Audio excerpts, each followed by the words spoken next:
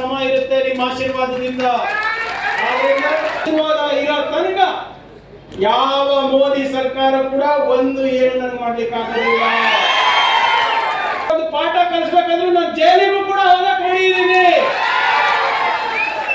ನಾವೇನೇ ಮಾಡಿದ್ರು ಕೂಡ ಸಂವಿಧಾನದ ಚೌಕಟ್ಟಿನಲ್ಲಿ ಮಾಡಲು.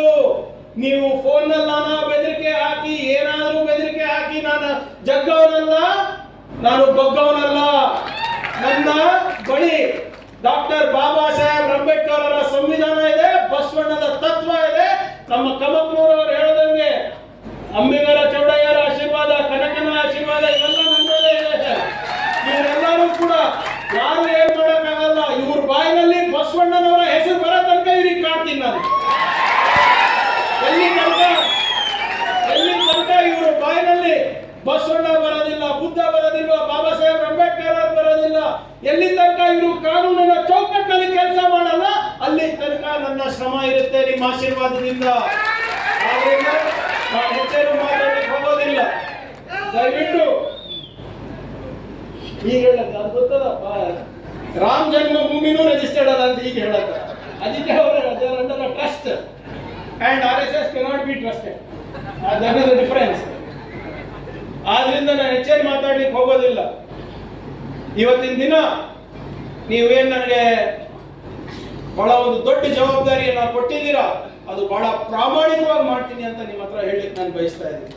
ನಿಮ್ಮ ಪ್ರೀತಿ, ನಿಮ್ಮ ವಿಶ್ವಾಸ ಮತ್ತು ನಿಮ್ಮ ನಂಬಿಕೆಗೆ ಯಾವತ್ತೂ ಕೂಡ ನಾನು ದ್ರೋಹ ಮಾಡೋದಿಲ್ಲ, ಅದಕ್ಕೆ ಕಪ್ಪು ಚುಕ್ಕೆ ಕೂಡ ತರಲಿಲ್ಲ ಅಂತ ನಾನು ಹೇಳಲಿಕ್ಕೆ ಇವತ್ತು ನಿಮ್ಮ ಮುಂದೆ ನಾನು ಬಂದಿದ್ದೇನೆ.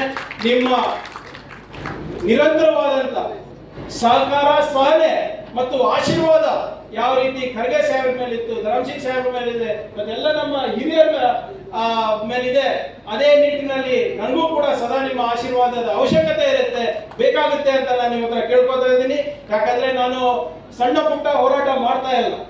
ಇವತ್ತೆಲ್ಲ ನಾವು ಬಹಳ ಕಾಳಜಿ ವಹಿಸಿ ಇವತ್ತು ನಮ್ಮ ಅಧ್ಯಕ್ಷರು ಡೆಲ್ಲಿಯಿಂದ ನನಗೆ ಹುಕ್ಕಿನ ಮನುಷ್ಯರಾದಂತ ನಮ್ಮ ಸರ್ದಾರ್ ಪಟೇಲ್ ಅವರ ಪುತ್ಳಿಯನ್ನ ನಾನು ಕೊಟ್ಟಿದ್ದಾರೆ.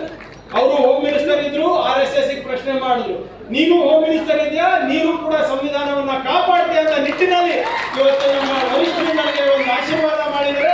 ನಿಮ್ಮ ಆಶೀರ್ವಾದ ಇರೋ ತನಕ ಯಾವ ಮೋದಿ ಸರ್ಕಾರ ಕೂಡ ಒಂದು ಏನು ನನಗೆ ಮಾಡ್ಲಿಕ್ಕೆ ಆಗೋದಿಲ್ಲ. ಸಂವಿಧಾನ ಇರೋ ತನಕ ಯಾರು ನನಗೇನು ಮಾಡಲಿಕ್ಕಾಗೋದಿಲ್ಲ.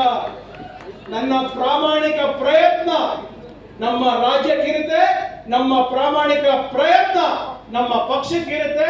ಬುದ್ಧ ಬಸವ ಅಂಬೇಡ್ಕರ್ ಅವರ ತತ್ವ ಸಿದ್ಧಾಂತವನ್ನು ನಮ್ಮ ಸಮಾಜದಲ್ಲಿ ನಾವು ಅನುಷ್ಠಾನ ಮಾಡ್ತೀವಿ ಅಂತ ಏನು ನಾನು ಒಂದು ಪ್ರಮಾಣ ಮಾಡಿದ್ದೀನಿ, ಅದನ್ನ ನಾನು ಈಡೇರಿಸ್ತೀನಿ ಅಂತ ಹೇಳಕ್ಕೆ ನಾನು ಬಯಸ್ತಾ ಇದ್ದೀನಿ. ಸದಾ ನಿಮ್ಮ ಆಶೀರ್ವಾದ ನನ್ನ ಮೇಲೆ ಇರಲಿ ಅಂತ ನಾನು ಕೇಳ್ಕೊಳ್ಳುತ್ತಾ ನಾನು ಎರಡು ಮಾತು ಮುಗಿಸ್ತೀನಿ. ಜೈ ಹಿಂದ್, ಜೈ ಕರ್ನಾಟಕ, ಜೈ ಸಂವಿಧಾನ.